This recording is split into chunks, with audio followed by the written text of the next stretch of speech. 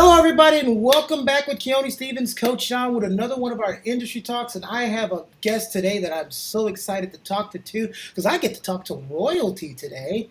I get to talk to Her Excellency Shanta. All right, and Hello Shanta there, has done. Grand Rising. I know, right? Did you say everything from brand ambassadoring to entrepreneurship? And you know how I do. I don't give a long intro for our guests because I like them to tell them a little bit about themselves, and then we're going to jump into some questions that I'm going to ask them so we can get a preview of who they were before they got to where they were. Give you guys some pointers on how to be successful. We're also going to talk a lot about the importance of creating your brand, knowing your brand, because that's important for anyone who is getting into the entertainment industry. And for those of you who are tuning in, that aren't getting into the entertainment industry, you have to understand your name is still your brand because your name is you. So without further ado, Her Excellency, Shanta, how you doing? Well, Bryson, hello there, Keon. Thank you so much for having me. I listen. I could be anywhere in the world today, and I chose to be here with you because I know the value of what you're bringing to us today for our students and talent and everyone out there watching on Keone Productions, Facebook, Instagram, YouTube, wherever you're watching. Excited today. Hello, everyone. All right. So give us a little snapshot of who is Shante. All right. Well, Shantae is someone who is definitely resilient, um, has a lot of tenacity, bold, Mm, also very fearless, vibrant, a lot of positive energy, and someone that really values loyalty mm. and just someone that I love to learn, and I would just, I guess, categorize myself as someone that is in a continuous growth stage. Amazing. Now, that's of course the person you grew into, correct? Correct. All right. Wasn't always this way. Was it always this way? I know. Hey, we all evolve, right? We all turn into who we are based on our experiences and what we've gone through. So, before you got into um, being such a powerful person in the world of brand ambassador, did you see yourself being in the avenues that you are in now? No, not at all. I've always knew that I would be somewhat involved in the entertainment industry. I had no idea to what capacity and what those opportunities would lead me to. Mm. What was your passion before you got into this avenue? Singing. I've been singing ever since I was a very young girl. Mhm. And as I grew into an adolescent teenager, I continued to sing. And I would say probably around age 18 is when I kind of transitioned over and began rapping, really more involved in taking a love and passion for hip hop. And around that same, well, within a year or two, became pregnant with my first child, my son, Nas. And from there, I transitioned and went over into the business management side of things. So I was no longer an artist, but I became like the entertainment manager, started a record label business, a recording studio in Beloit, Wisconsin, and ran a full record label. Awesome. Everyone, feel free to ask questions anytime in the live chat. Go ahead and post your question, and I will get them to Shantae. So, when you were rapping and just rapping, did you have a grasp or understand the importance of your brand at that time? No, not at all. No. Because back then I was actually more of a gangster gangster rapper. So I spoke about my life in the streets and my personal experiences because that was my life at that time. So no, I did not. From gangster rapper to president of about 19 different organizations. It's amazing. You Looking would at never imagine. Matter of fact, I was talking to someone today, and they said, "Wow, I can't believe you. Even I've ran an escort agency for 4 years mm, in Madison, Wisconsin. I've done a number of things that I'm not so proud of, mhm. but actually, like you said, those experiences led me up into becoming the person that I am now. Okay. So, tell me. when you started to get to the height that you are, what was your biggest pitfall that almost prevented you? I know having a child sometimes is one of those. Not that it's a bad thing, but we know what it is to take on having that responsibility and trying to continue your career. What was the biggest thing that almost stopped you from getting where you are today, and how did you overcome that? Wow. I would say it was in 2012, June 2012. I had actually been in entertainment over 20 plus years, and I had been touring the road with independent and major artists and doing celebrity bookings. And I was going actually through some really tough times. And I experienced homelessness, I experienced divorce and separation, and I had just found, I guess, a place of stability. And within about 2 months of feeling that comfort again, I was in a vehicle accident where I was walking and hit by a car. And that accident left me where I needed to have my femur replaced. So I have a rod in my leg and I have a plate in my knee. My right leg is about 75% metal. And that was one of those times when I just really started to throw in the towel and say, to hell with it. I was stuck in a wheelchair. I was a single mother with 3 kids. I had no savings put up. Um, I was in a state and city by myself without any relatives or any support system.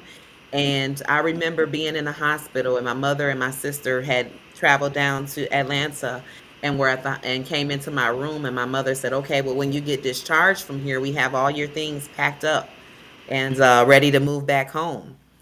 And I looked at my mother, and I just was I remember being a little high off the pills, but I wasn't that high that I didn't understand what she was saying. And I told her that I don't know what I was going to do, but I was not going to move back to my hometown of Beloit, Wisconsin at that time. Right. You felt like that would have been going backwards. And even though you've been through all of those traumatic things, you're like, the last thing I want to do is go backwards. Exactly, exactly. And she said, "Well, what are you going to do, Shantae? You're a single mom. You don't have any income. You don't even get child support, no alimony. You have no income, no savings, and you're going to stay here in Atlanta with 3 kids?" And I said, "Yes." Said, watch me work this. So Watch me work. let's talk about brand ambassadoring. I'm not brand ambassadoring. I'm sorry. Let's talk about branding.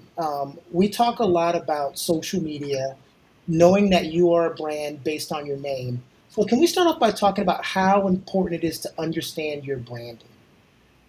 Yes. So first of all, let's talk about what branding is, because sometimes people get the branding and marketing confused. Okay. The branding is the process of creating a unique name or design or feature or symbol or something that represents your brand, your personality or a product or service or just yourself, that's going to separate you and make you stand out from others in your market. Whereas marketing is like, once you've created that brand, it's how you get the word out, how you advertise, how you promote that brand.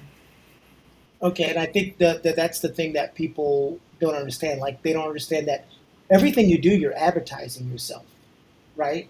Everything Yes. that you do, you're advertising yourself, and I think some people don't get that. Now, some people heavily rely, especially today, and it's not a bad thing. That's just what's going on branding themselves through social media.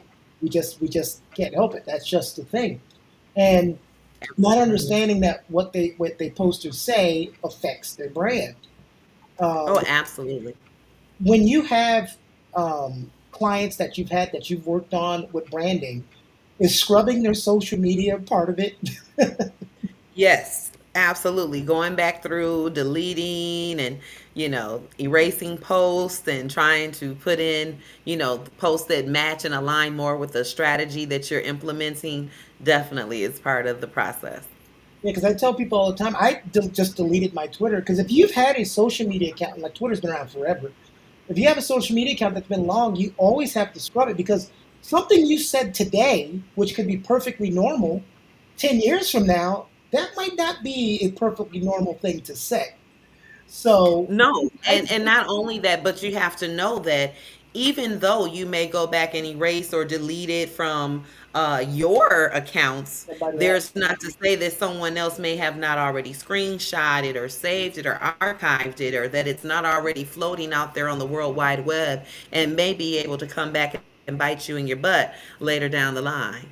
What are some things that you tell people to steer away from on social media, like conversations? Like I know when I do a lot of coaching, I say, listen, stay away from politics, stay away from religious arguments, unless you're on a forum that that's for. I tell them to stay away from it. Are there things that you tell people to stay away from on their social media? Exactly what you just named: politics, religion, things that have to do with sexism. All those different topics are pretty touchy and could definitely hurt your brand if it's not something that um, is aligned with your brand, or if it's not something that you're already passionate about or want to, bring awareness to.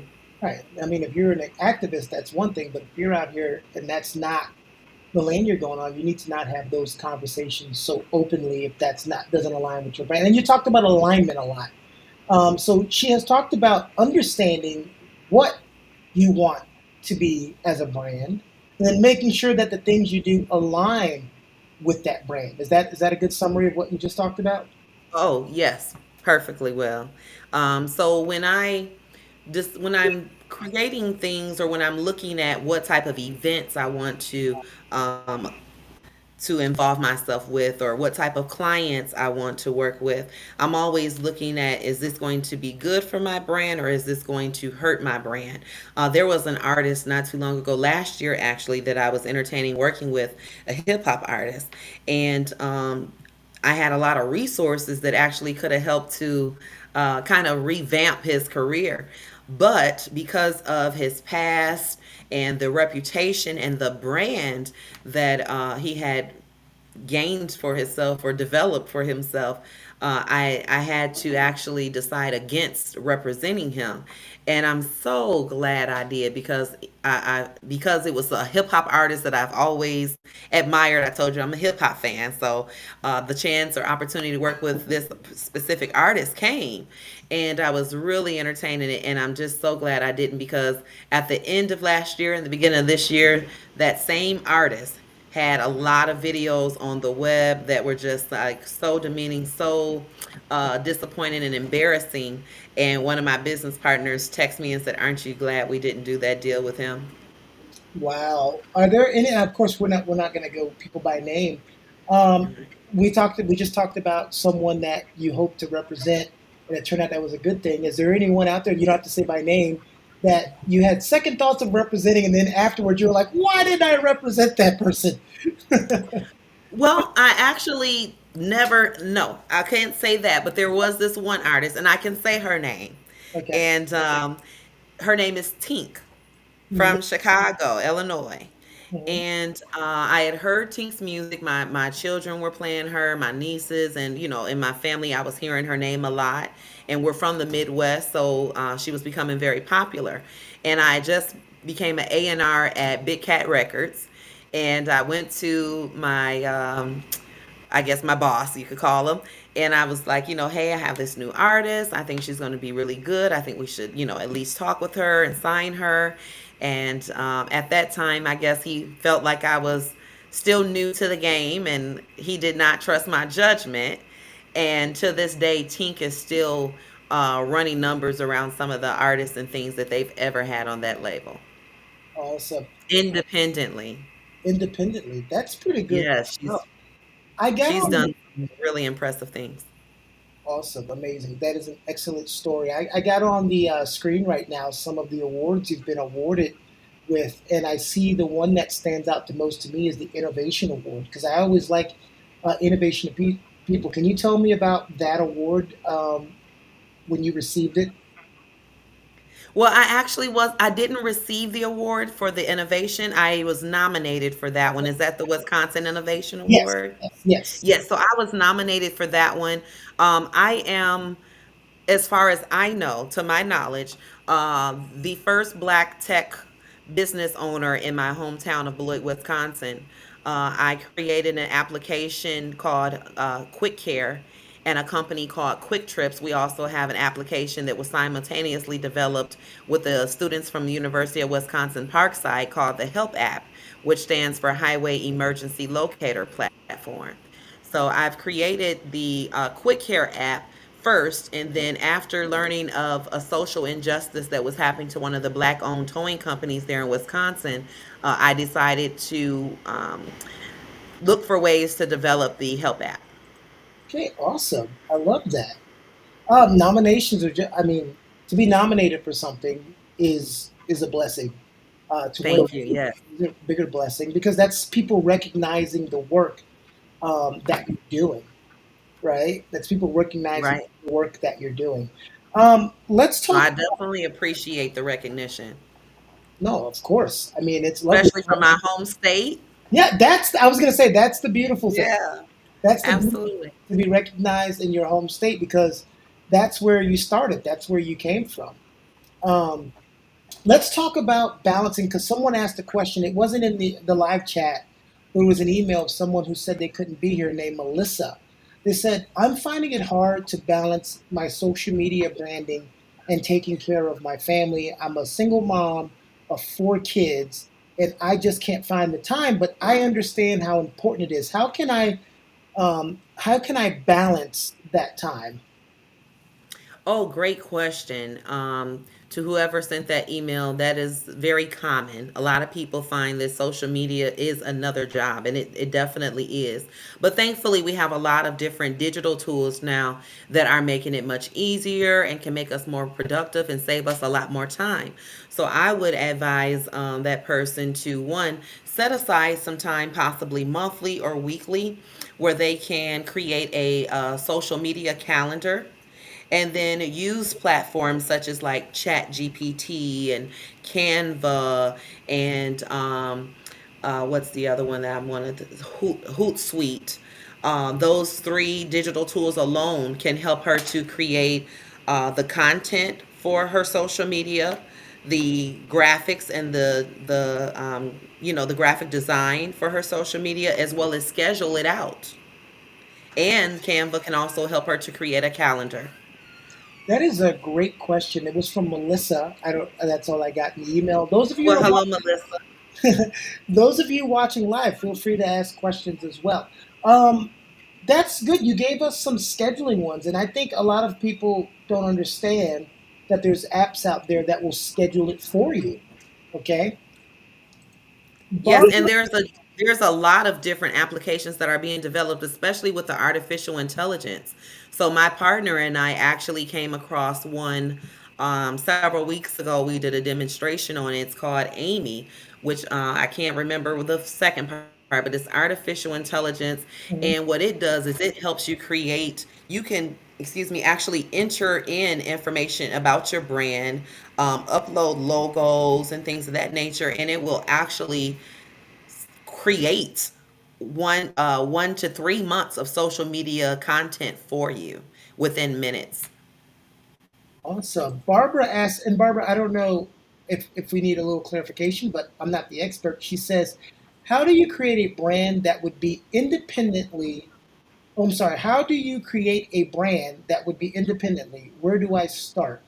So, Barbara, I don't know if you mean like where should I start on social media or how do I what's my first step when I'm sitting down saying, you know what, I need to work on my brand, and I know nothing about branding. What's my first step, Shante? To determine what your brand is. Who are you?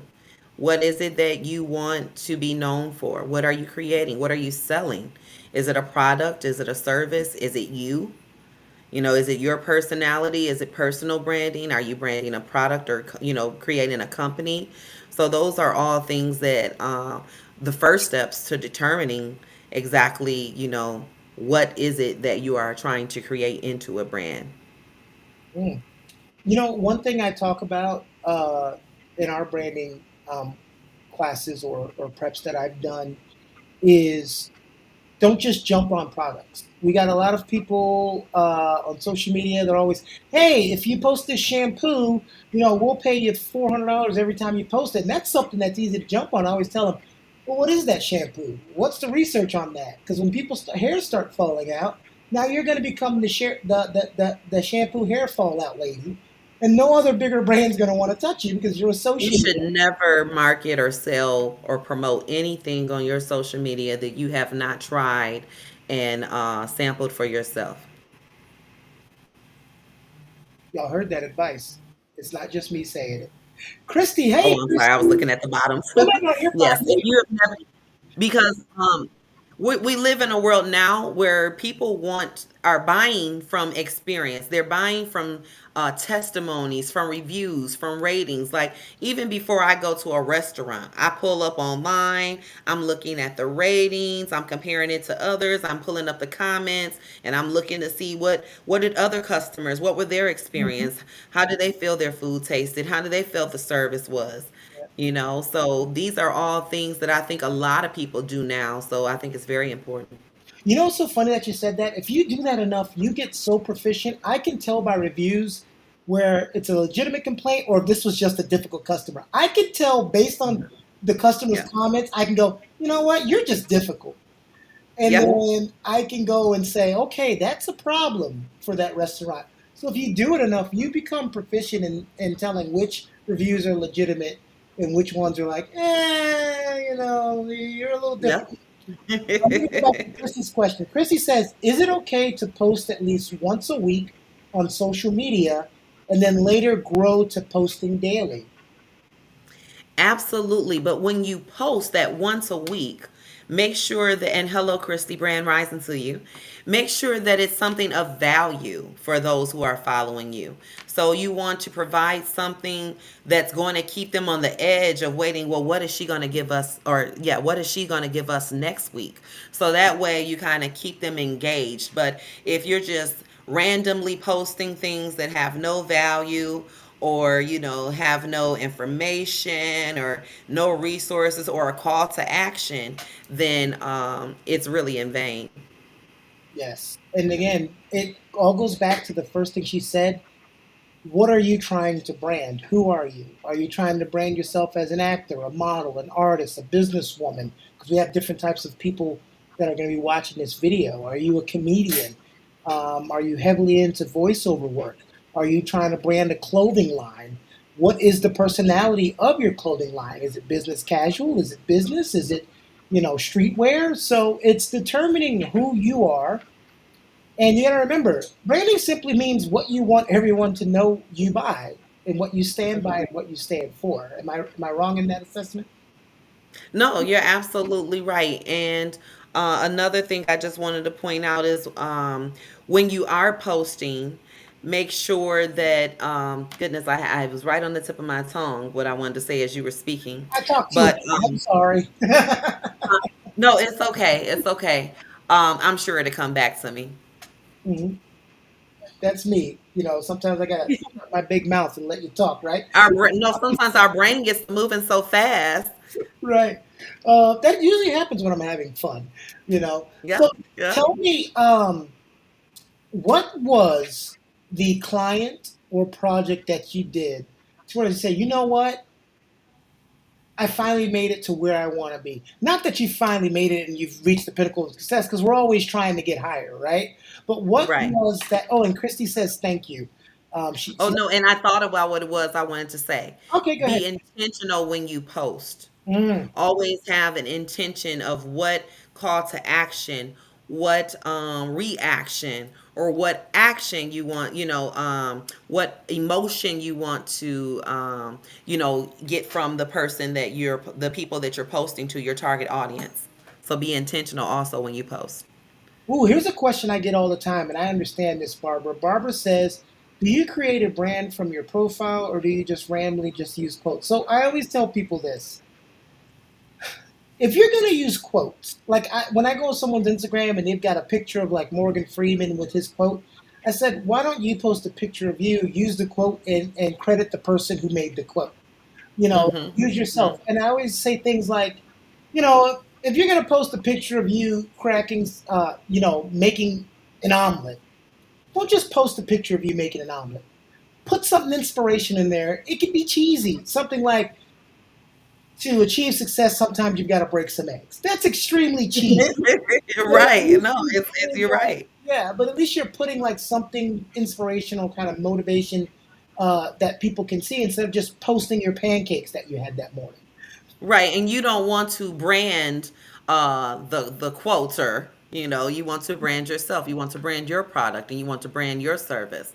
And going back to your other question of when did I feel, I guess I had made it or achieved a certain amount of success or a level of success. I think that was probably about a year and a half ago, maybe possibly not even a year ago. But I've been working with a client, Tanisha, and she was someone that I met. And when I first met her, she was very uncertain about, where her business was heading. She was performing very low numbers in sales, and she just was looking for some guidance. And I provided my business development consultations, as well as we provided services helping her to rebrand her company. So we did the redesign of her logo, we did her website, and also I created her business plan and new strategies. And in just under about probably ten months, Tanisha's sales had increased over 785%. And so that was huge for me. And I felt really good about, the impact that I had on her business. And then I knew that my formula was definitely game changing for any business owner that I work with. Amazing. That was the one that says, you know what, I'm on the right path, right? Exactly. Right This path. is the formula. It works well.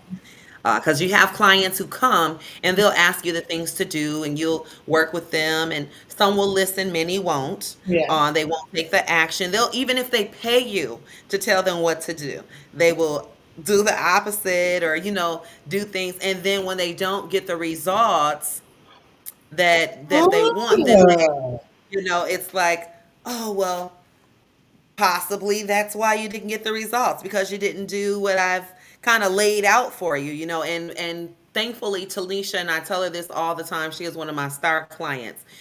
Whatever I tell or talk to Tanisha about and consult with her, Tanisha instantly puts it into action, and she sees the results instantly as well. And so she's referred me to other clients. I've started working with them, and I'm seeing their growth and their sales and their business. And Tanisha's opened up like her third business. Another client she referred me to, they've opened up their second business, and now they're consulting as well. So it's just really good to see the growth in these ladies, and now we're all like supporting each other and uplifting each other. I got excited because you said something in there. It's amazing that no matter if you're paying someone or not, if you follow the instructions of what they're telling you to do, it's amazing how much your percentages of success go up. I always love when I go to a subject matter expert on something, I don't tell them what they should tell me. And some people pay you, then they want to hear what they think. They want you to tell them what they think to like confirm that they were right. And then when you tell them something different, they're like, Exactly. but all we can do is provide the information. And Barbara, I knew exactly where you were going. I saw the correction in that quotes from someone else, but I knew what you were saying, and that's the same advice of if use it yourself to do that. Something we just talked about it, and I was going to hit on it was that ability to follow instructions. I always tell my talent and students that the number one killer in any industry is the inability to follow instructions. It's not how awesome you are, it's the Absolutely. inability to follow um, instructions. So that's a big one, and I'm glad that you said that as well. Uh, and the person that you were talking about being your number one client or your number one, that's your number one success story. That's But my that's the star one, client. Yeah, that's my number one success story. and she has followed your procedures to a T. Yes, Yeah. yes. And she comes back and she asks questions, and she's used me for now her multiple businesses. Mhm. Ooh, this is a good question in the email. Sorry, I get to the email ones slower, guys, because it's harder to check the email when you're doing a live.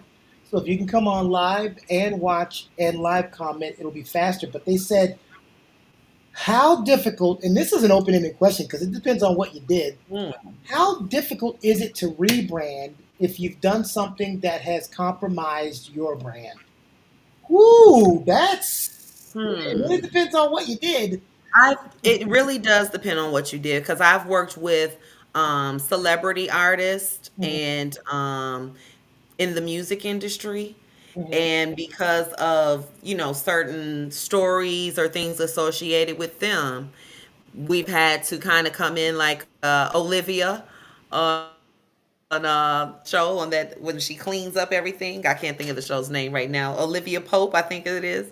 But we come in like mhm, Olivia Pope, our press team, our publicity, and we write press. We put them involved. We get them involved in a lot of philanthropy and charitable acts, mhm. um, different things like that. So how difficult? Really, like you said, it depends on what you've done, and yeah, and the team that you have in place. That's a difficult job because the hardest, now you tell me if I'm wrong. I believe the hardest part of that job is writing an apology for someone because I listen to a lot of apologies from PR people and it's saying a lot of stuff and you're just looking like this is not a real apology.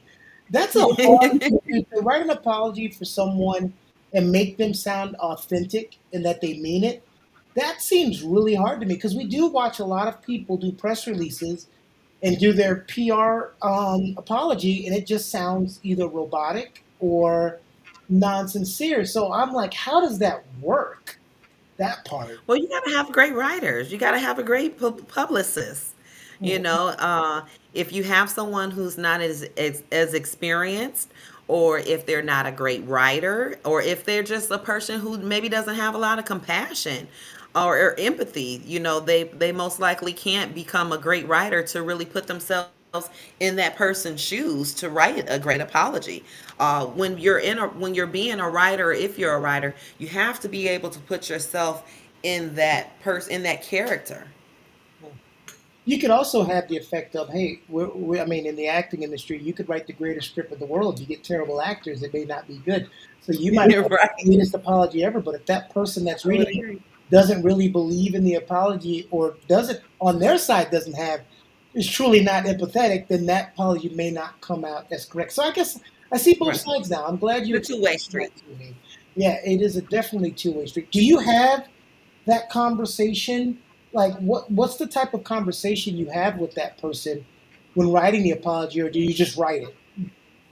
Well, I will tell you, it has been probably over a decade Mhm. since I have had to write an apology letter or apology. I don't think I've ever had to do an apology press. I've assisted in a kind of like a apology campaign, Mhm. but I myself personally haven't had to write a press release.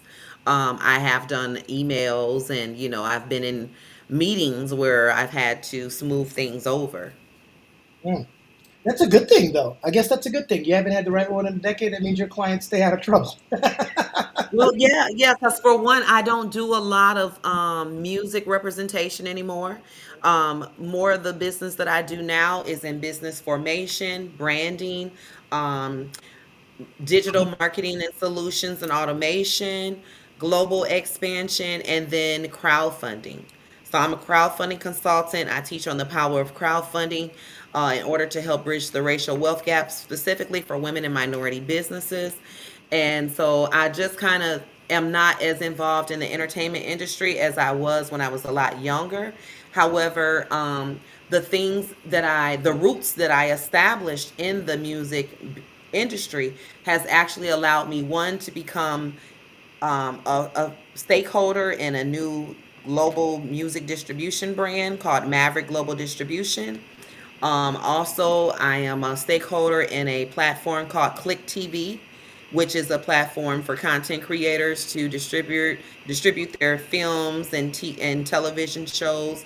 Primarily, we're in Nigeria. We're on a beta launch right now.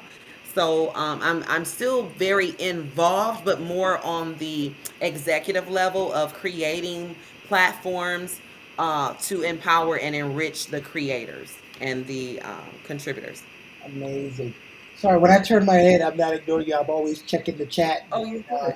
writing to people. I know some people look like, why is he always turning away from it? Don't worry about it. None of your business. Nothing to see here. Move along. Um, this is the part where I like to give, 1 to 2 minutes, however much you take, for the guest to kind of give motivational tips for people who are trying to get into the entertainment industry, or in your case, whether it's entertainment industry or trying to brand their business. We're trying to give it some motivational tips because a lot of people have hardships and hard times with these. And the biggest thing that we get on these industry talks is trying to help people push through, especially people who are trying to do this and they've already got family, full-time job, and it's hard to balance those things. So I'd like to give you this opportunity to kind of give them some tips and some motivation. All right, here we go. Right. Well, first of all, I just like to say, that if it was easy, then everyone would be doing it. That's what my mentor always reminds me. If it was easy, everyone would be doing it. So one thing I would like to remind you is that, it takes a special kind of person to be able to continue to give your all and to pursue your passions and dreams when you're going through trials and tribulations, when you're having a hard time financially, when you have to work another job and you don't have as much time to put into your own business while you're building other people's business. So I would say, as far as tips, I would say always schedule at least, schedule some time to invest in yourself, in your own brand, in your own business. And then I would also say to take advantage of the resources, the tips, and the tools, especially the digital tools that are out there that are going to increase your productivity, that are going to make you more efficient, and that will also save you time, so that you can balance things a little more. And then also, I would say, give yourself that self care that you need. A lot of times, we don't take out time to give ourselves self care. And the most important thing in your health is your mental health. So if you're not together mentally, then it's going to come out in other ways. So always take care of your mental health, provide some self care, balance your time, remember to invest in yourself. And then when it comes to the branding part of things, I think it's very important to align ourselves with important causes, because these things can help to build your brand. They can accelerate your sales, they can accelerate you to get more castings, because you can make yourself stand out more among other entertainers from the work and things that you're doing, possibly in the community, the causes that you support. So those are just different things that you can do that will support your personal brand. And I would just say, as far as motivation, just stay at it, because we always hear about the winners. You never hear about the losers or those who gave up. Awesome. Thank you, Your Excellency. I love saying. I can't. I'm never gonna get used to saying that. I love it. I can't wait. I'm gonna wait till that's before. No, that can't be before my name. I'll be highly irresponsible. I know myself. If that was my name, you give me a royal title. Everyone who knows me knows it's over. It's over. You're not gonna be able to tell me anything after Well, you give me. I make sure and I try my hardest not to let it go to my head. One of my favorite verses, I don't know exactly all the words to that verse, but one of the favorite things I like about Drake when he says, "I love when money makes you different but doesn't make you different." Oh, well, see, I don't subscribe to that because once you put that title on me, I'm telling you, I have a friend that's a jeweler. I'm getting a crown made. You're gonna see me having a robe. You're gonna see What you everything. I'm say? gonna wear What it. you say? King Kiani in the house, Right. I'm gonna in have a the royal house. scepter and everything. I enjoyed this. I love all the guests that we get. So delightful to talk to you. Heartwarming. Thank you. You had Same so here. many tips and great things that I want everyone who's watching to take advantage. I see some people popping in. You're probably going to get to this part because you're probably not rewind, telling my age. You probably started it earlier in the video, so when you get to this part, you'll hear me say thank you guys for logging in that are logging in now. And we hope to see you again. This was great. Thank More you. I love information to come can happen. back. How can people follow you? Well, I have done a job of personal branding myself online on all platforms, unfortunately. And that's another tip. Find the platform, because this started when I was first getting into social media. So I have all these different platforms. But find the platform where your target audience is and then focus your efforts on that platform. I would never say try to do all the platforms like Twitter, Instagram, TikTok, Facebook, LinkedIn. Trying to do all of them will become exhausting. And so you'll get to that point of where it will become challenging. So find the platform that works for you, where you have the most engagement with your target audience, and really focus your efforts on building the most engagement in your audience there. But you can find me on LinkedIn is one of my most famous or famous favorite platforms. I love LinkedIn. I think it's great, especially for professionals, those who are looking to do business with one another. Facebook is good for family and friends. Instagram is really good for entertainment and media and more of the younger people. TikTok is great, especially for consumers. And so, yeah, take advantage of these platforms. You can find me on them at Shanta Lana. And you can also find me at thepowerofcrowdfunding.com and shantaylene.com. That was a really nice way of saying if your audience is old, go on Facebook. If they're young, go on TikTok. That was a better way of saying it than I would have said it. No, I'm just kidding. Luckily, everyone who watches Know the where your audience is.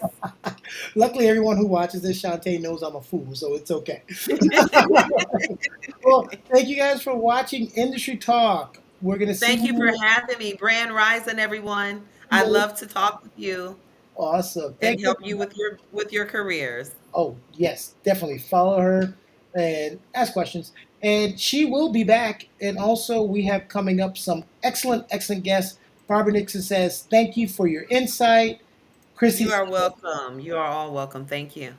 Christy says, thank you. This was a great live. We appreciate you. Christy, our goal is to bring you people in the entertainment industry, actors, producers, casting directors, costume designers, but we also want to bring you people outside of the industry that can help you in all facets of your life. Join us next time on the next Industry Talk. Y'all enjoy the rest of y'all Sunday. Peace and blessings. You're welcome, Annie.